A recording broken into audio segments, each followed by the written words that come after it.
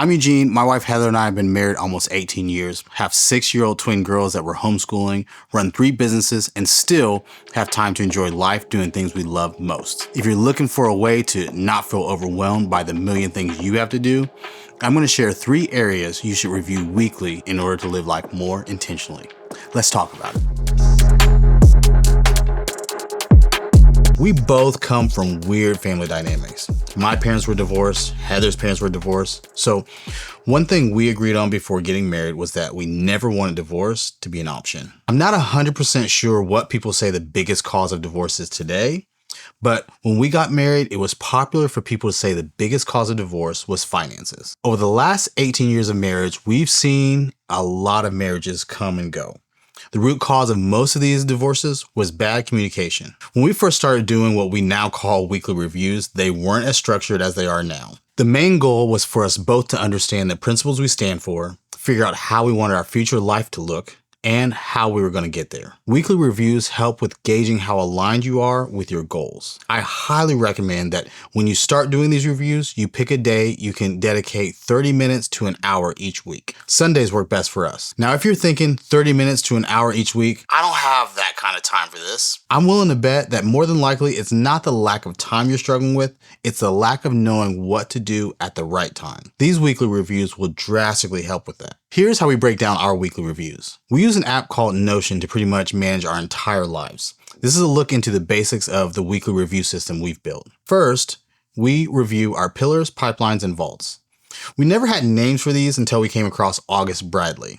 He's been a big inspiration for how we handle our weekly reviews. I'm not going to go too far into the details of pillars, pipelines, and vaults, but I am going to share how we use them for our weekly reviews. Let's start with the pillars. We start our review by going over all the tasks we completed last week. If you're like us, sometimes you get so into completing tasks that you never really take a second to celebrate things you've done. After reviewing our completed tasks, we quickly go over our guiding principles. These are the things we stand by. If things don't align with our guiding principles, saying no is way easier to do. Before you do anything, establishing what you stand for and what your main priorities are is a must. I'll share our guiding principles on the screen, but remember that these are our guiding principles. You don't have to follow our format at all. What matters is that you have clear guiding principles that make sense to you. We don't really make changes to our guiding principles often, but reviewing them is good practice. We do a quick glance over our personal pillars, business pillars, and the growth pillars to make sure none are falling too far behind. Next, we review our accomplishments and disappointments from last week. We don't list every single thing, just the things we're really proud of or the things we feel could have been done better. Here's the thing about reviewing our accomplishments and disappointments.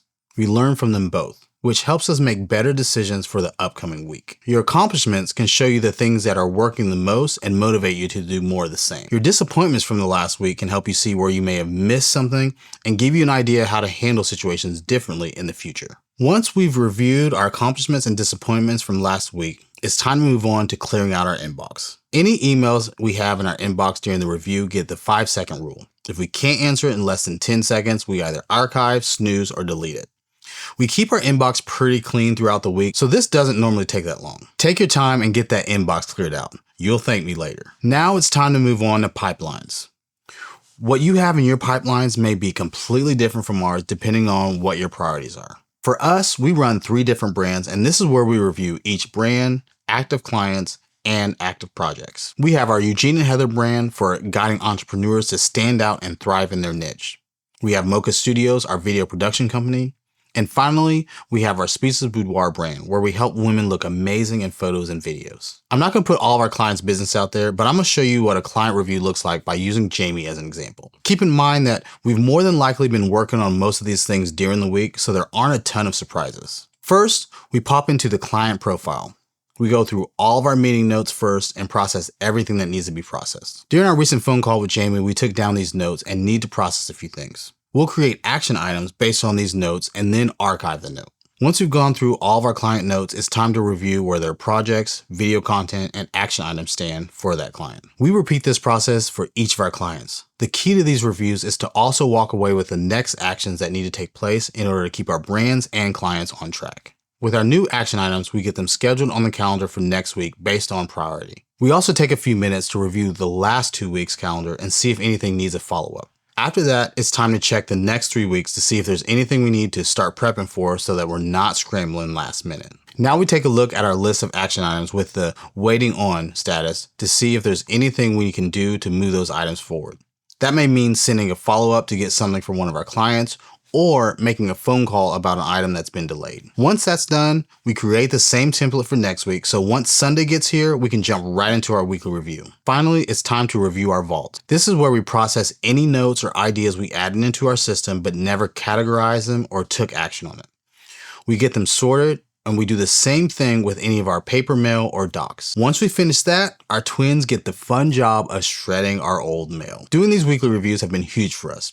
And if you're looking for a way to not feel overwhelmed by the million things you have to do, you should try starting weekly reviews. Check in on your main principles, review what worked and what didn't the week before, process what needs to be processed, and create action items that get you closer to the life you want. Speaking of action items, you should probably mark this one off before the end of the video because let's just cut off right there.